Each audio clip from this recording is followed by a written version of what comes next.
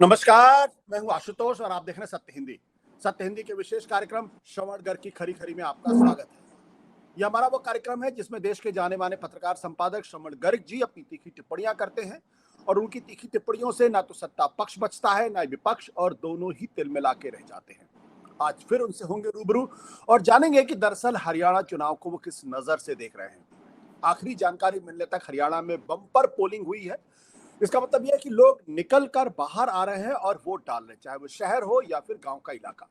हरियाणा वैसे दो हिस्सों में बटा हुआ माना जाता है। एक वो हिस्सा है जो पूरी तरीके से शहरी है, दूसरा वो हिस्सा है जो पूरी तरीके से गांव देहात और ग्रामीण का इलाका है। इन दोनों के बीच में हरियाणा बटा हुआ। अगर आप गुड़गांव जाएंगे तो आपको लगेगा ही नहीं कि आप हरियाणा या किसी दूसरे ऐसे प्रदेश के हिस्से में है या फिर फरीदाबाद, लेकिन उसके आगे जैसे जैसे आप हिसार की तरफ बढ़ते जाते हैं आपको लगता है कि हरियाणा आप बिल्कुल तरीके से अलग है। हरियाणा की संस्कृति भी काफी अपने आप में अलग है और ये माना जाता है कि हरियाणा के अंदर जाट जातियों का बहुत जबरदस्त प्रभुत्व है। अब तक जितने मुख्यमंत्री हुए हैं उनमें से ज्यादातर जाट ही हुए हैं। ऐसे में अब ये जानना दिलचस्प होगा कि हरियाणा क्या अपनी उस परंपरा का निर्वाह करेगा जिसमें वो एक तरफा वोट डालता है, या फिर कुछ ऐसी स्थिति पैदा हो जाएगी जैसा कि भजनलाल के जमाने में लोग कहते थे आया राम और गया राम। भजनलाल उन लोगों में से थे जो पूरी की पूरी पार्टी लेकर एक तरफ से दूसरी तरफ चले जाते थे। ऐसे में अब सबकी नजर इस पे लगी है कि 90 में से 45 सीटें किसके पास आती हैं, और अगर 45, 46, 47 के आसपास रहती है तो लोग ये कहेंगे कि कांग्रेस पार्टी की सरकार बन तो जाएगी लेकिन चल पाएगी नहीं चल पाएगी कहना मुश्किल है। भारतीय जनता पार्टी को लेकर इस तरीके की कोई अटकलें नहीं होती। भारतीय जनता पार्टी 40 सीट लेकर भी आती तो भी उसकी सरकार 5 साल चलती है। तो लिहाजा आज श्रवण जी से हम जानने की कोशिश करेंगे कि हरियाणा के चुनाव को वो किस नजर से देख रहे हैं, बम्पर पोलिंग क्या इशारा कर रहा है, और आगे की रणनीति राजनीति कांग्रेस की और बाकी लोगों की क्या हो सकती है। श्रवण जी, आपका स्वागत है। आशुतोष जी, हम एक खतरा मोल ले रहे हैं कि एग्जिट पोल घोषित होने के पहले ये बातचीत कर रहे हैं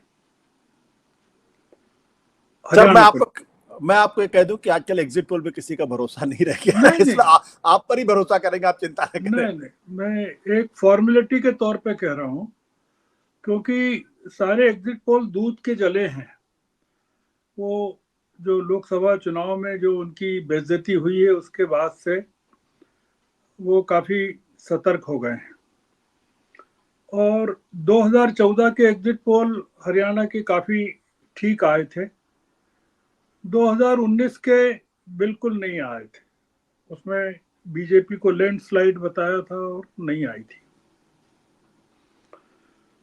खैर ठीक है, हम एग्जिट पोल पर यकीन हो या नहीं हो, हम ये एग्जिट पोल के पहले बात इसलिए कर रहे हैं कि हमारी बातचीत एग्जिट पोल्स के नतीजों से प्रभावित नहीं हो, या उनका हमारे बातचीत पर कोई जरा सा भी लेश मात्र भी असर नहीं हो कि एग्जिट पोल क्या कह रहे हैं और हमने क्या कहा था। तो हो सकता है कि हम जो कह रहे हैं वो उसको पूरा नकार दें एग्जिट पोल, कि आपने जो कहा है वो एग्जिट पोल नहीं बता रहा है। हो सकता है। एक चीज जो बड़ी इंपॉर्टेंट है कि देश की संप्रभुता सुरक्षा के लिहाज से, आतंकवाद के लिहाज से, मोदी जी जिस चीज को मुद्दा बनाते हैं उसके लिहाज से, ये जो सरकार जिस विभाजन की राजनीति पर टिकी हुई है केंद्र में उसके लिहाज से, जम्मू कश्मीर इंपॉर्टेंट है, उसके इलेक्शन इंपॉर्टेंट हैं, पर देश की नजरें हरियाणा पर हैं। मतलब जम्मू कश्मीर में 1 तारीख को चुनाव संपन्न हो गए और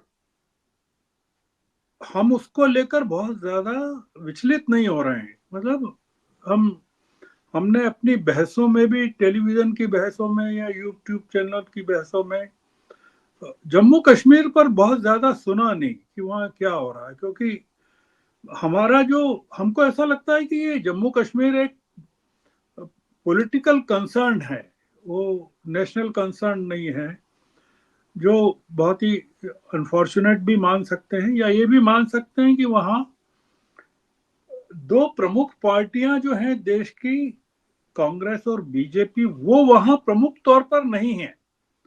मतलब वहां कुछ और चीज है जो जम्मू कश्मीर के इलेक्शन को गाइड करती है। इसका क्या मतलब है कि हरियाणा क्यों इतना इंपॉर्टेंट हो गया है? तो हरियाणा जो है वो एक टोन सेट करने वाला है कांग्रेस के लिए, और वो ये टोन सेट करेगा कि कांग्रेस की जीत जो है स्वीपिंग होना चाहिए। मतलब जो मार्जिनल भी नहीं होना चाहिए, बॉर्डर पर भी नहीं होना चाहिए। कांग्रेस की जीत का जो मार्जिन है वो इस तरह का होना चाहिए कि बीजेपी दूर दूर तक भी नहीं हो। मतलब एक सफाई जैसी स्थिति अगर होगी तो वो जो आपने भूमिका में कहा कि जो हरियाणा की राजनीति का मूल चरित्र है, या कुछ लोग जैसे मैं चौटाला जी का, रणवीर चौटाला जी का एक इंटरव्यू सुन रहा था, तो वो बोले कि अभी हम तय नहीं है कि हम किसकी सरकार में को बनाएंगे। हम तो हमारे मतदाता जो कहेंगे वो करेंगे। मतलब ऐसे बहुत सारे लोग हैं मैदान में जो उस राजनीति की प्रतीक्षा कर रहे हैं जो बरसों से हरियाणा की का चरित्र रहा है, कि देखते हैं कौन किसको हमारी जरूरत है। तो ये एक बड़ा फैक्टर इस राजनीति इस चुनाव का है। या अरविंद केजरीवाल ने जैसा कहा था कि कोई भी सरकार हमारे बिना नहीं बन सकती हरियाणा में। तो एक बड़ा मुद्दा ये निकल के आएगा कि जो भी सरकार बने, या हम जो सुन रहे हैं कि कांग्रेस की हुकूमत बन रही है, और तमाम लोग जो घूम कर आए हैं वहाँ हरियाणा में, या जो अभी भी यूट्यूब की चैनलों में जो कह रहे हैं कि, या राहुल गांधी ने भी कहा है कि कांग्रेस स्वीप कर रही है। तो स्वीप का मतलब तो ये होता है कि 90 में से 65 सीटें मिल रही हैं, 60 के ऊपर मिल रही है, वो उसको हम स्वीप कहेंगे कि जिसमें कुछ आया राम गया राम के लिए कोई गुंजाइश नहीं रहेगी कि कोई तोड़ ले कुछ चला जाए। तो मैं जिस मुद्दे पर बात करना चाहता हूँ एग्जिट पोल के अलावा, वो ये है कि हरियाणा जो है वो कांग्रेस के को रिवैम्प करना, या कांग्रेस को रिवाइव रिवाइव तो बात नहीं कर रहा हूँ, रिवैम्प करना, पुनर्जागरण जिसको कहते हैं कांग्रेस का, वो करना, उसकी दिशा में कांग्रेस के लिए ये एक बड़ा मौका है, या बड़ा अवसर है, या बड़ी अपॉर्चुनिटी है, या बड़ा टेस्ट है, परीक्षण है कि कांग्रेस यहाँ किस तरह से परफॉर्म करती है। क्योंकि राहुल गांधी ने और प्रियंका ने जितनी ताकत झोंकी है यहाँ, वो अभूतपूर्व है। उन्होंने, अगर आप देखें कि राहुल गांधी ने या प्रियंका ने इतनी ताकत देश के किसी भी विधानसभा चुनाव में नहीं झोंकी जितनी हरियाणा में झोंकी है। 90 सीटों के लिए उन्होंने लगाई है। इसका मतलब क्या है? इसका मतलब यह है कि कांग्रेस के लिए बहुत इंपॉर्टेंट है ये इलेक्शन। और वो इलेक्शन इस लिहाज से इंपॉर्टेंट है कि सिर्फ आपने जैसे कहा 45 का आंकड़ा है, नहीं, 45 के आंकड़े से काम नहीं चलेगा, 46 से भी नहीं चलेगा, 47 से भी नहीं चलेगा। जैसा हरियाणा के एक मंत्री ने कहा कि चाहे कांग्रेस सरकार बना ले पर हुकूमत तो हमारी आएगी। तो जी। ये जो खतरे हैं जो हरियाणा की राजनीति के में पूरी तरह एक पूरी बाहों के स्वेटर की तरह बुने हुए हैं, तो उसको डिफाई करने के लिए जो मैंडेट है हरियाणा का वो कैसा मिलता है 8 तारीख को, वो बहुत इंपॉर्टेंट है। दूसरा जो मुद्दा है इसमें देखने की बात है, एग्जिट पोल के अलावा जो देखने की बात है कि इसमें बीजेपी को कितनी सीटें मिलती हैं, वो मोदी जी की हुकूमत के केंद्र में बने रहने के दिन तय करेगी। मतलब जिसको कहते हैं ना, it will set the limit of Modi's stay in power in Delhi. क्योंकि इसमें जो पूरी ताकत आरएसएस ने लगा रखी है, अगर उसके बावजूद बीजेपी आरएसएस की कंबाइंड स्ट्रेंथ के बावजूद, अगर जैसा आप भी कहते हैं, तमाम लोग कह रहे हैं कि कांग्रेस जीत रही है, बड़े भारी सीटों से जीत रही है, तो इसका मतलब है कि बहुत बड़ा डेंट मोदी जी की इमेज पर लगने वाला है। मोदी जी ने जो सभाएं की हैं हिसार में जैसे की थी लास्ट सभा का मुझे ध्यान है, कुरुक्षेत्र से शुरू की थी, करनाल में की, हिसार में की, पूरा का पूरा दाव लगाया हुआ जो सरकार ने अपना हर तरह से लगाया हुआ है। तीसरा जो फैक्टर है वॉच करने का है, एग्जिट पोल में भी वॉच करना है। जो मैं देख रहा हूं वो ये देख रहा हूं कि आम आदमी पार्टी जो है एक नेशनल पार्टी के तौर पर हरियाणा में बिगेस्ट लूजर के तौर पर इमर्ज हो सकती है। वो इस इलेक्शन का बहुत बड़ा गेन होगा, मैं उसको ये मानता हूँ, अगर वो होता है तो। अगर होता है तो मैं क्यों, इसीलिए आपसे बार बार कह रहा हूं कि हम एग्जिट पोल के पहले इसको क्यों कर रहे हैं, कि हो सकता है एग्जिट पोल में उसको आम आदमी पार्टी को किंग मेकर बता दे। मैं इसलिए वो ड्रिवन नहीं होना चाहता था एग्जिट पोल से। तो मैं ये मानता हूँ, जो मेरा अनुमान है कि जो आम आदमी पार्टी है वो पंजाब की तरह, पंजाब में लोकसभा चुनाव की तरह या जी। दिल्ली के लोकसभा चुनाव की तरह बिगेस्ट लूजर के तौर पर इमर्ज हो सकती है। आखिरी पॉइंट ये कि जो हम मूल बहस पर आए उसके पहले, कि जितनी रीजनल पार्टीज हैं, जैसे इंडियन नेशनल लोक दल है या जननायक जनता पार्टी है, तमाम है, मतलब मैदान में तो बहुत सारी पार्टियां हैं, बीएसपी भी है और भी लोग हैं। उन सब के लिए ये इलेक्शन, मैं ऐसा मानता हूं कि अब ये तय कर देगा कि इनका ये वेंटिलेटर पर जाने वाले हैं कि इनको इनका अंत हो गया है। ये एक मुद्दा इसमें से निकलने वाला है। अब ये जो हम जो मूल बहस पर आ रहे हैं, कि दूसरा पॉइंट है जो इम्पोर्टेंट है,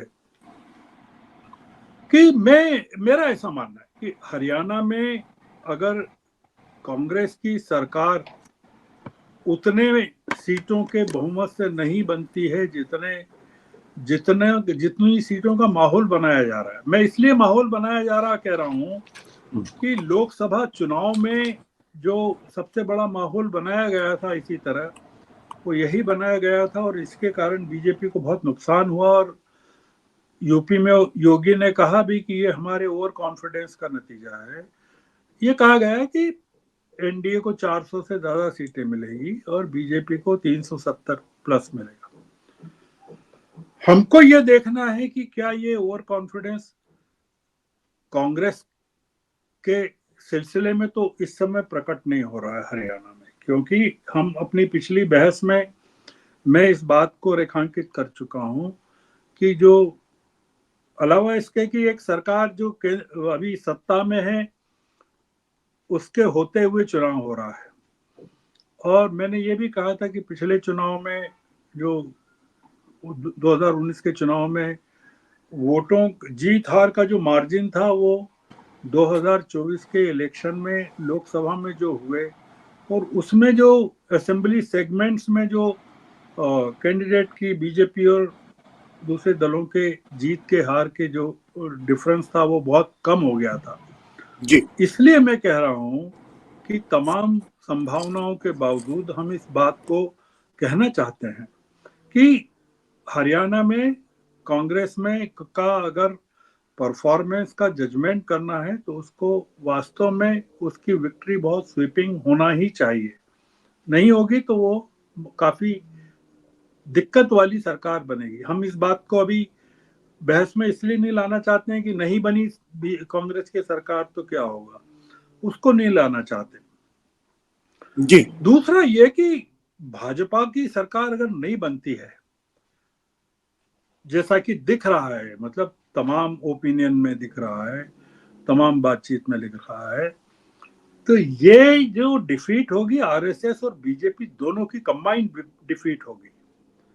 मैं हरियाणा में जो डिफीट अगर होती है कांग्रेस की तो उसको मैं राहुल गांधी की डिफीट नहीं मानूंगा, क्योंकि राहुल गांधी बहुत बहुत, एक तो लेट एंट्री है, दूसरा जिस तरह की लीडरशिप वहाँ कांग्रेस की है, जिसके जो डोमिनेंट लीडरशिप है, जिसके हाथ में सारे सूत्र थे, हुड्डा साहब के हाथ में सारे सूत्र थे, 80%, 75% जो कैंडिडेट्स हैं उन्होंने खुद ने घोषित किए हैं, उनको पूरा स्वीपिंग एक एक मतलब जिसको हाथ दिया है पूरा का पूरा कि आप करिए। पर ये जो तमाम लोग हैं, अगर ये जितने ये हार तब होगी मतलब एक तो ये भी है कि बीजेपी को इस बात से कोई परहेज नहीं होगा कि वो निर्दलियों ये जो दुष्यंत की पार्टी है उनसे मिलके या आम आदमी पार्टी से मिलके आईएनएलडी से मिलके के सहयोग से सरकार बना ले और कहेगी ये एनडीए की सरकार है, जैसा केंद्र में वो कर रहे हैं। क्योंकि बीजेपी ने हरियाणा में सब कुछ झोंक दिया। मैंने आपको पहले भी कहा है कि 2014 के एग्जिट पोल लगभग मतलब बहुत ज्यादा एक्यूरेट थे, और उसका एक बड़ा कारण ये था कि वो 2014 के एग्जिट पोल जो थे वो मोदी जी के सत्ता संभालने के तत्काल बाद हुई थी वहां हरियाणा के चुनाव, तो जी। वो एक उसका इम्पैक्ट भी था। पर अगर हम 2019 के बारे में देखें तो वो काफी पीछे चले गए थे एग्जिट पोल के जो नतीजे थे, और बीजेपी ने उम्मीद नहीं मतलब लैंडस्लाइड बता रहे थे बीजेपी को, और नतीजा ये हुआ कि एक हंग असेंबली हरियाणा में आ गई। हम वही कह रहे हैं जो आपसे हम बार बार बात कर रहे हैं कि जब आप कहते हैं कि कांग्रेस स्वीप कर रही है और 2019 में यही स्थिति बीजेपी को लेकर तमाम एग्जिट पोल्स और पोस्टर कह रहे थे और हंग असेंबली आ गई, और अभी भी जो कुछ लोग जो कह रहे हैं जो हरियाणा के बारे में ऑथेंटिकली या अधिकार पूर्वक बात कर रहे हैं वो यही कह रहे हैं कि हंग असेंबली की बात कर रहे हैं। तो अब इसमें एक जो हम जिस बात को कर रहे हैं जिसका आपने भूमिका में जिक्र किया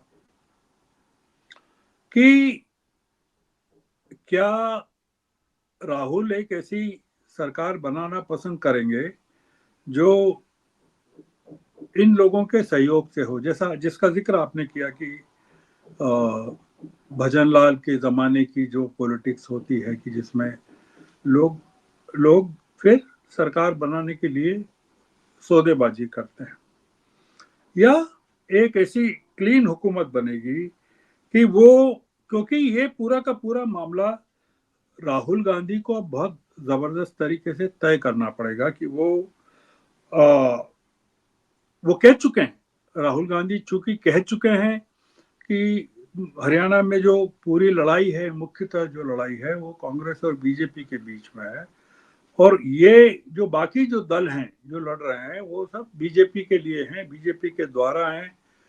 तो उसमें हमने पिछली डिबेट में भी ये बात की थी कि उसमें हम ये मान के चलते हैं कि उनका इशारा आम आदमी पार्टी की तरफ भी था। दूसरा ये एक और पॉइंट जो मैं कहना चाहता हूं वो ये कि हरियाणा की जो प्रभाव रिजल्ट है वो एकदम आइसोलेटेड है, मतलब उसमें हमको ये रिफ्लेक्ट नहीं करना चाहिए उसके कारण कि ये इसका असर महाराष्ट्र के चुनाव पर भी पड़ सकता है, क्योंकि हरियाणा अपने आप में एक ऐसी जगह है कि जिसकी पॉलिटिक्स पंजाब को भी प्रभावित नहीं करती। अगर आप पंजाब के विधानसभा चुनाव को देखें तो जी। उसमें हरियाणा का कोई असर नहीं दिखेगा, या हरियाणा के चुनाव का पंजाब में असर, या हिमाचल का कोई असर आपको यहाँ नहीं दिखेगा। तो हरियाणा आपने जैसा कहा दो हिस्सों में बटा हुआ है। और दूसरा एक जो इम्पोर्टेंट मुद्दा है कि जो डिसाइसिव भूमिका होती है हरियाणा के चुनाव में वो होती है ये जीटी रोड पर के जो 6 प्रमुख जिले हैं, जो इसमें 25 सीटें हैं जो तय करती हैं कि जैसे पंचकुला है, अंबाला है, लाडवा है, पानीपत है, करनाल है, कुरुक्षेत्र है, सोनीपत है। इस इलाके की जो 25 सीटें हैं वो बेसिकली तय करती हैं, जो आप लोगों की डिबेट में भी आमतौर से आया है कि ये जो इलाका है, और इसीलिए राहुल गांधी ने अंबाला से अपनी जो संकल्प यात्रा शुरू की। ये जो इलाका है ये कैसे मूव करता है, क्योंकि इस इलाके में जो लोग हैं वो अपर कास्ट हैं, ओबीसीज हैं, ब्राह्मण हैं, बनिए हैं, खत्रीज हैं, तो ये जो कांग्रेस का जो ट्रेडिशनल वोट बैंक अब चेंज हो गया है, मतलब वो अब वो नहीं रहा जो किसी जमाने में था, जब या 2014 के पहले जो कांग्रेस की हुकूमत थी उसका जो वोट बैंक था वो पूरा का पूरा मतलब 2014 के बाद से पूरा का पूरा शिफ्ट हो गया है। इसलिए क्योंकि 2014 में बीजेपी को भी इस इलाके में जो सीटें मिली थी 2019 में, इसमें से मतलब 8 सीटें उसको कांग्रेस को देना पड़ी थी। तो कांग्रेस का इम्पैक्ट 2019 से रिफ्लेक्ट होना शुरू हो गया था। 2024 में वो फर्दर कंसोलिडेट अगर होता है जो राहुल ने किया है, आप निश्चित रूप से मानिए कि ये जो इम्पैक्ट आएगा, जिस चीज को हम लोग रेखांकित करना चाहते हैं हरियाणा में, वो ये कि यहां से आएगा, इन 25 सीटों से आएगा।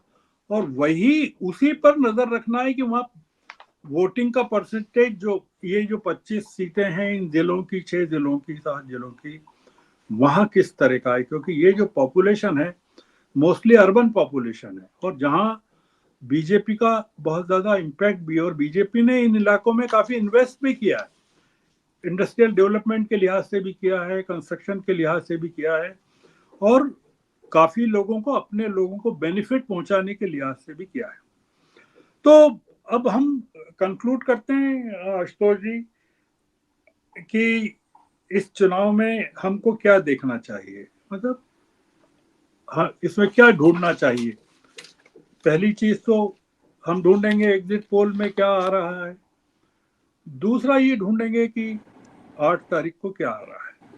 पर जो इम्पोर्टेंट चीज है वो ये है कि इसका जो असर है 8 तारीख की वर्डिक्ट का, वो रिफ्लेक्ट होता है कि नहीं जो बीजेपी में जबरदस्त एंटी इनकम्बेंसी है केंद्रीय लेवल पर।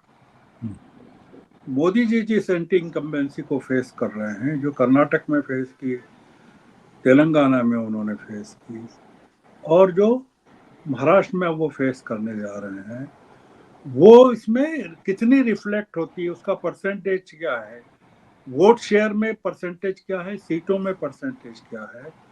और अगर बीजेपी उतना ठीक नहीं कर पाती है जितना 2019 में भी किया था, तो इसके सिग्नल्स क्या हैं, मतलब इसके संकेत हमको दिल्ली में ढूंढना पड़ेंगे, महाराष्ट्र के चुनाव में नहीं ढूंढना पड़ेंगे, क्योंकि महाराष्ट्र का चुनाव तो लगभग एक जैसा दिख रहा है, तय जैसा दिख रहा है। और हमको, जैसा मैंने शुरू में कहा कि जम्मू कश्मीर भी एक अलग है जिसमें हम लोग भी रुचि नहीं ले रहे हैं, कोई भी ज्यादा देख नहीं रहा है कि वहाँ क्या हो रहा है। तो एग्जिट पोल के पहले की ये बातचीत, जो कि एग्जिट पोल के बाद आप जारी करने वाले हैं, तो इसलिए मैं चाहूंगा कि जो हमारे दर्शक हैं इस बातचीत को एग्जिट पोल को देखने के बाद इसको इवेल्युएट करें कि जो हमने बातचीत की है उस वो बातचीत इसमें कितनी रिफ्लेक्ट हो रही है। बहुत बहुत शुक्रिया आपका Ashutosh ji. Thank you sir, thank you.